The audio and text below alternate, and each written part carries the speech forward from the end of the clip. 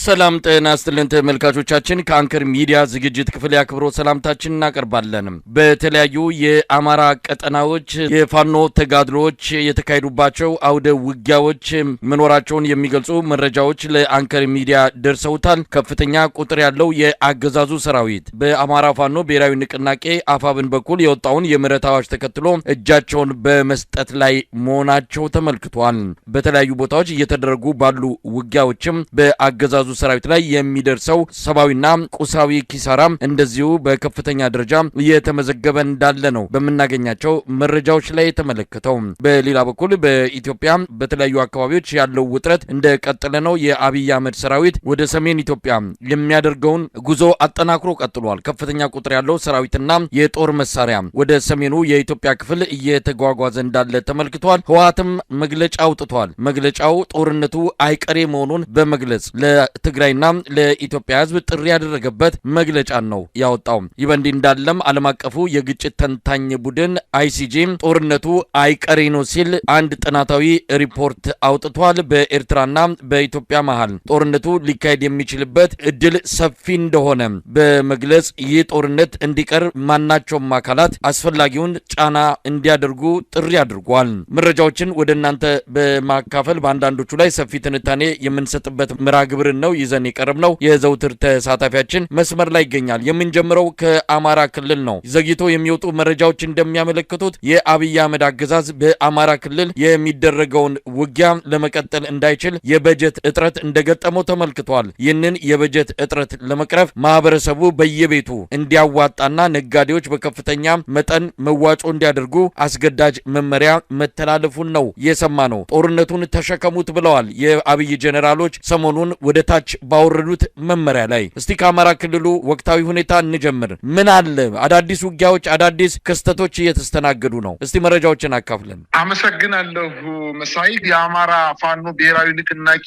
አፋብን ሸዋ ጠቅላይ ግዛት እዝ በአገዛዙ ኃይሎች ላይ የተቀናጀ ጥቃት መፈጸሙን አጠናክሮ የቀጠለ ሲሆን በዛሬው ዕለት የአጼ አምደ ጽዮን ኮር አካል የሆነው አጼ ዳዊት ክፍለ ጦር በመራቤቴ አውራጃ ሬማ ከተማ መሽጎ በነበረው የብልጽግናው ወይም የአገዛዙ ሰራዊት ላይ ወታደራዊ ኢላማ በማድረግ በከበባ ጥቃት ማድረሱን ክፍለ ጦሩ በላከው የግንባር መረጃ አስታውቋል። ከንጋቱ 12 ሰዓት ላይ መነሻውን ከሬማ ከተማ በማድረግ ወደ ማጀቴ ቀበሌ ተንቀሳቀሰ ሲሆን ልዩ ቦታው ቻይና ካምፕ በተባለ ቦታ ላይ የአጼ አምደ ጽዮን ኮር ከፍተኛ ጥቃት ፈጽሞበት መፍረሱን ለማወቅ ተችሏል። የክፍለ ጦሩ ሻለቆች በሰሩት አስደማሚ የቅንጅት ኦፕሬሽን የአገዛዙ ወታደሮች በውጊያ ወቅት የመፍረስ አደጋ ገጥሞት መበታተኑን ለማወቅ ተችሏል። የዙ 23 ድብደባ ሽፋን በመስጠት ሙትና ቁስለኛውን ይዞ ሬማ ከተማ መግባቱን መረጃዎች አረጋግጠዋል። ይህ በእንዲህ እንዳለ የአማራ ፋኖ ብሔራዊ ንቅናቄ አፋብን ያወጣውን የምህረት አዋጅ ተከትሎ በርካታ ወታደሮች ጥሪውን ተቀብለው በተለየ ሁኔታ በርካታ የአገዛዙ ጦር ወደ ፋኖ የጦር ካምፖች እየተመመ እንደሚገኝ ለማወቅ ተችሏል። ይሄ እንግዲህ ሰሞኑ በርካታ የብልጽግና ወታደሮች በአማራ ፋኖ ብሔራዊ ንቅናቄ ሸዋ ጠቅላይ ግዛት እዝ በየኮሮቹ ስር ባሉ የክፍለ ጦር አሃዶች ውስጥ በየቦታው ከነሙሉ ትጥቁ እዙን እየተቀላቀለ እንደሚገኝ፣ በተለይ ደግሞ በሰሜን ወሎ የጠነከረ የእጅ መስጠት ሂደት እየተፈጸመ እንደሆነ ለማወቅ ተችሏል። ወደ ወታደራዊ ውጊያዎች ስንመለስ በምዕራብ ጎጃም ዞን ደጋዳሞት ወረዳ ፈረስ ቤት ከተማ በርካታ የአገዛዙ ወታደሮች ሙትና ቁስለኛ የተደረጉበት ውጊያ መደረጉን ውጊያው ለተከታታይ 5 ሰዓታት የዘለቀ ሲሆን የአገዛዙ ኃይል ከአየር መቃወሚያና ሞርተር ጀምሮ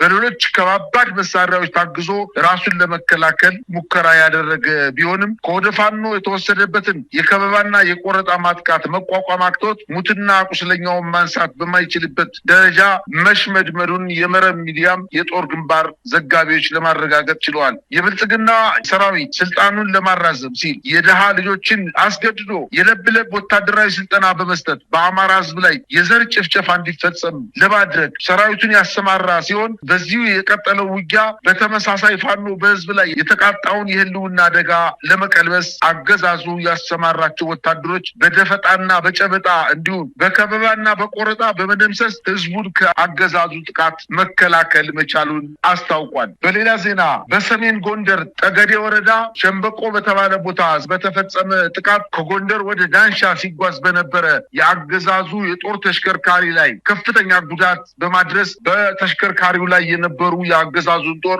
መምታታቸውና ተሽከርካሪዋንም ማቃጠላቸውን ለማወቅ ተችሏል። እንዲሁም በዛው በቅርብ አካባቢ አርማጭሆ ወረዳ አሸሬ ከተማ ላይ በተሽከርካሪ ሲጓዝ በነበረ የአገዛዙ ጦር ላይ በተፈጸመ ማጥቃት መኪናውን ሙሉ በሙሉ ማቃጠል ሲቻል ወታደራዊ አዛዦችን ጨምሮ በተሽከርካሪው ላይ የነበረው የአገዛዙ ጦር ሙሉ በሙሉ ማለቁን ለማወቅ ተችሏል። በምዕራብ አርማጭሆ ሽመለ ጋራ በከባድ መሳሪያ የታገዘ ጦርነት እየተደረገ ሲሆን የአገዛዙ ጦር ወደ ሽመለ ጋራ ሲጓዝ አዲስ ዓለም ከተባለ ቦታ ላይ ጥቃት ደርሶበት በኋላም ለ5 ተከታታይ ሰዓታት የዘለቀ ውጊያ ከተደረገ በኋላ ወደ አርማጭሆ ወረዳ መመለሱን በዛ አካባቢ እየተደረገ ያለውን አጠቃላይ ውጊያ የአገዛዙ ጦር በሽንፈት ወደ ከተሞች እየሸሸ እንደሚገኝ ለማወቅ ተችሏል። አሁን ማታውን የደረሰን ዜና እንደሚያመለክተው ደግሞ በኦሮሚያ ክልል በአዲስ አበባ በ35 ኪሎ ሜትር ርቀት ላይ በምትገኘው ሙሌ ወረዳ ላይ ሰኞ ገበያ በተባለ ከተማ ላይ የኦሮሚያ